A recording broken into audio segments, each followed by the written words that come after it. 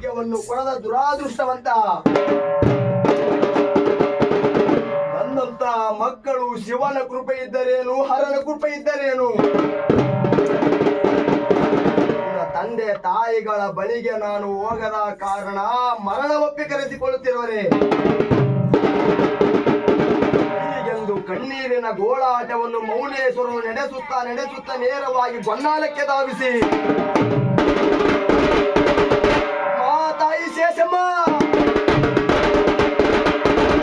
ಹೇಳು ತಾಯಿ, ನಿನ್ನ ಮರಣವನ್ನು ನೋಡಿ ಈ ಮೌನೇಶ್ವರನು ಬಂದಿದ್ದಾನೆ. ಶೇಷಾಚಾರ್ಯವರೇ,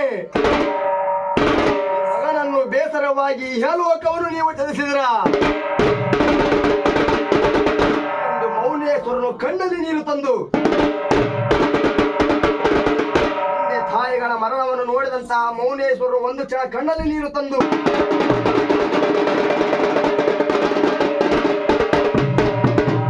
ಹಾಗಾದರೆ ನಮ್ಮ ಧರ್ಮದವರಾದ ಎಲ್ಲಾ ವಿಶ್ವಕರ್ಮರನ್ನು ಕರೆದುಕೊಂಡು ಬಂದು ಮಣ್ಣಿನ ಕಾರ್ಯವನ್ನು ನಾನು ಮಾಡುತ್ತೇನೆ.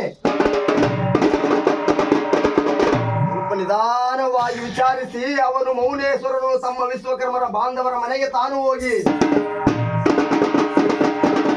ಅಮ್ಮ ತಾಯಿ, ನನ್ನ ತಂದೆ ತಾಯಿಗಳು ಸತ್ತು ಹೋಗಿದ್ದಾರೆ. ನನ್ನಿಂದ ಅಸಾಧ್ಯವಾಗಿರುವ ಕಾರ್ಯವನ್ನು ನನ್ನ ತಂದೆ ತಾಯಿ ಹೆಣಗಳನ್ನು ಸ್ಮಶಾನದವರೆಗೆ ನೀವು ಸ್ವಲ್ಪ ಎತ್ತಿಕೊಂಡು ಹೋಗಿ, ವಿಶ್ವಕರ್ಮರು ಒಗ್ಗೂಡಿದವರು, ಒಟ್ಟು ಮನೆತನದವರು ಎಂದು ನೀವು ತೋರಿಸಿಕೊಡಬೇಕು. ವಿಶ್ವಕರ್ಮ ಸಮಾಜ ಬಾಂಧವರೆಲ್ಲರೂ ಒಟ್ಟುಗೂಡಿಕೊಂಡೆ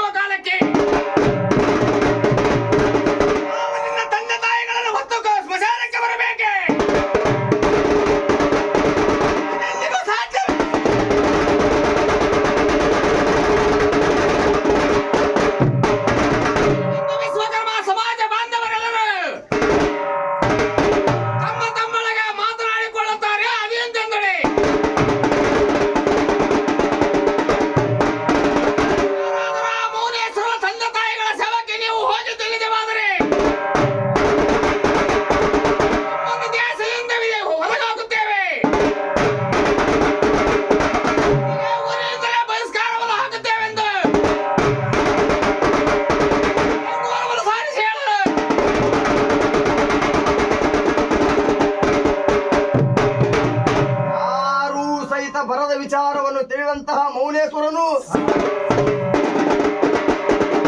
ಮೊದಲೇ ತಂದೆ ತಾಯಿಯ ಕಳೆದುಕೊಂಡಂತಹ ದುಃಖವು ಮನದೊಳಗೆ ಒತ್ತಟ್ಟಿಗಿದ್ದರೆ ಸತ್ತರು ಸಾಯಲಿ, ತಂದೆಗಳು ಸತ್ತರು ಸಾಯಲಿ, ಯಾರು ವಿಶ್ವಕರ್ಮರು ಬೈತ ಒಂದು ಮುಟ್ಟುವುದು ಬೇಡ. ಒಗ್ಗೂಡಿಸಿ ಹೇಳುತ್ತಾನೆ, ಹೇ ವಿಶ್ವಕರ್ಮರೇ, ನೀವು ಸ್ಮಶಾನಕ್ಕೆ ಬರುವಂತವರಾಗಿರಿ. ನಾನೊಬ್ಬನೇ ಈ ಹೆಣಗಳನ್ನು ಸ್ಮಶಾನದವರೆಗೆ ಕರೆದು ತರದಿದ್ದರೆ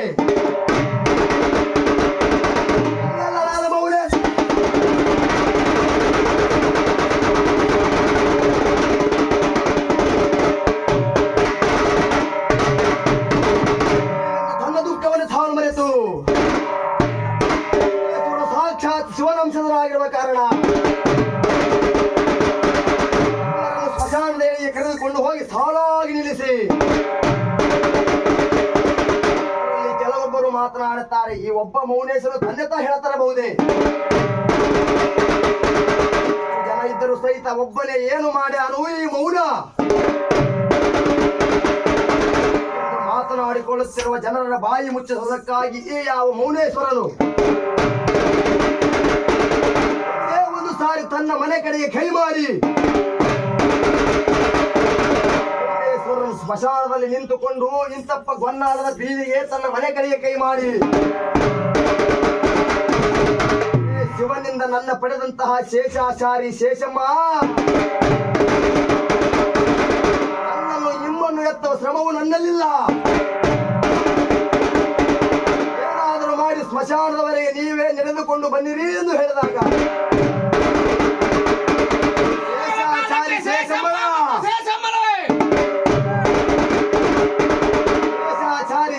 ನಮ್ಮನ ಇಬ್ಬರು ಹೆಣಗಳು ಸಹಿತ ಚೆಂಡಗಿಸಿಕೊಂಡು ಸ್ಮಶಾನದವರೆಗೆ ನಡೆದ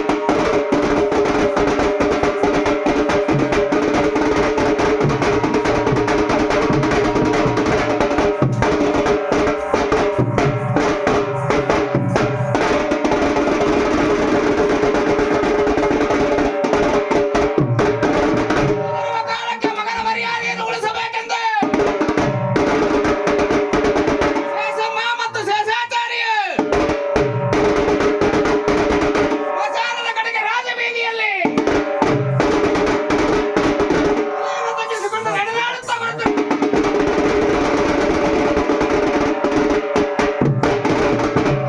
ಸತಿಪತಿಗಳು ಕೂಡಿಕೊಂಡು ಸ್ಮಶಾನದತ್ತ ನಡೆದು ಬಂದಾಗ ಮೌನವನ್ನು ಕಂಡು ತಲೆಬಾಗಿಸಿ ಸ್ಮಶಾನದಲ್ಲಿ ಬಂದಿರುವೆವು.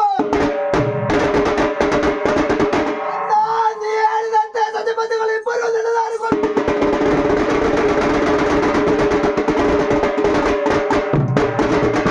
ಇಂದಿಗೂ ಸಹಿತ ನಿಮ್ಮ ಜೀವನವು ಪಾವನವಾಯಿತು. ಶೇಷಮ್ಮ ಶೇಷಾಚಾರ್ಯರೇ ನಮ್ಮನ್ನು ಹಿಡಿದಿಟ್ಟ ಕಾರಣ ಈ ಪರಿಸ್ಥಿತಿಗೆ ನೀವು ಕಾರಣವಾಗಬೇಕಾಗಿದೆ. ಹೀಗೆಂದರೆ ನಿಮಗೆ ಮೋಕ್ಷ ಸಿಗಬೇಕಾದರೆ ಗಂಧದ ಕಟ್ಟಿಗೆಯಿಂದ ನಿಮ್ಮ ಅಂತ್ಯ ಸಂಸ್ಕಾರವನ್ನು ನಾನು ಮಾಡುತ್ತೇನೆ. ಅವರನ್ನು ಕೂಡಿಸಿ ಎಲ್ಲಾ ಕಟ್ಟಿಗೆಯನ್ನು ತಂದು ಸುಡುತ್ತಾರೆ. ಶೇಷಮ್ಮ ಶೇಷಾಚಾರ್ಯ ದೇಹವು ಸುಡುವುದಿಲ್ಲ. ಅದಕ್ಕೋಸ್ಕರವಾಗಿ ಮೌನನು ತನ್ನೊಳಗೆ ತಾನು ಹಿಂಬಿಟ್ಟುಕೊಂಡು ಕೃಪೆಯಿಂದ ನೋಡುತ್ತಾನೆ ಜ್ಞಾನದ ಕಣ್ಣಿನಿಂದ. ಗಂಧದ ಕಟ್ಟಿಗೆಯಿಂದ ಸುಟ್ಟರೆ ನಿಮಗೆ ಮೋಕ್ಷ ಸಿಗುವುದೆಂದು ಹೇಳಿದಾಗ ಗಂಧದ ಕಟ್ಟಿಗೆಯಿಂದ ಇವರ ದೇಹವನ್ನು ಸುಟ್ಟಾಗ ಅಂದು ಮೌನೇಶ್ವರನು ಇಂತಪ್ಪ ಯಾವ ಶೇಷಮ್ಮ ಶೇಷಾಚಾರ್ಯ ದೇಹವನ್ನು ಗಂಧದ ಕಟ್ಟಿಗೆ ಸುಟ್ಟದ ಕಾರಣ ನೀವು ಸಹಿತ ಅರ್ಥಾರ್ಥ ಆಚಾರ ಅಂದ್ರೆ ವಿಶ್ವಕರ್ಮ ಬಾಂಧವರು ಯಾರೇ ಸತ್ತರು ಸಹಿತ ಗಂಧದ ಕಟ್ಟಿಗೆ ಬೇಕು.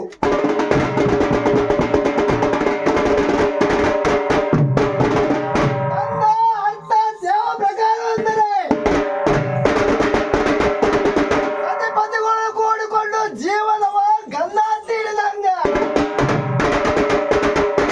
ಅಂದರೆ ಸುಖ ದುಃಖಗಳಲ್ಲಾಗಲಿ ಕಷ್ಟಗಳಲ್ಲಾಗಲಿ ಸುಖದಲ್ಲಾಗಲಿ ಸತಿಪತಿಗಳು ಇಬ್ಬರೂ ಅವಲಂಬಿಸಬೇಕು. ಆದ ಕಾರಣ ಸತಿಪತಿಗಳು ಕೂಡಿಕೊಂಡು ಕಷ್ಟ ದುಃಖ ಬಂದರೆ ನನ್ನ ಜನ್ಮ ನಿನ್ನ ಜನ್ಮ ಗಂಧ ತೀಡಿದ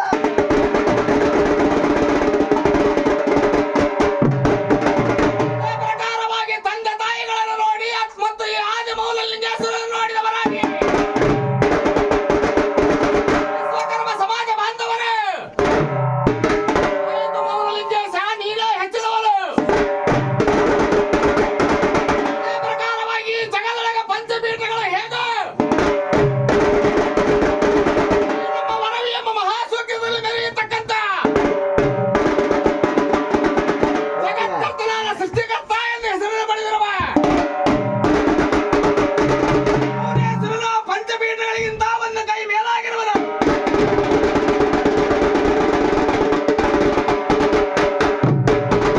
ಗುರುವಿನ ವರ್ಣನೆಯನ್ನು ಎಷ್ಟು ಮಾಡಿದರೂ ಸ್ವಲ್ಪ. ಈ ಗುರುವಿಗೆ ನನನೆಂದು ಆ ಶಿವನಿಗೆ ನಾವುಗಳು ಎಂದು ರುದ್ರಾಕ್ಷಿಗೆ ಮರದ ಬೀಜವೆಂದು ಬಿಲ್ವಪತ್ರೆಗೆ ಸೊಪ್ಪಿನ ತೊಪ್ಪಲೆಂದು ಶರೀರದಲ್ಲಿ ನುಡಿಯುತ್ತಿರತಕ್ಕಂಥ ಮಂದಮೂರ್ಖ ಶಿಗಾಮಣಿಗಳಿಗೆ ಎಂದೆಂದಿಗೂ ನವನವ ನರಕ ತಪ್ಪದು.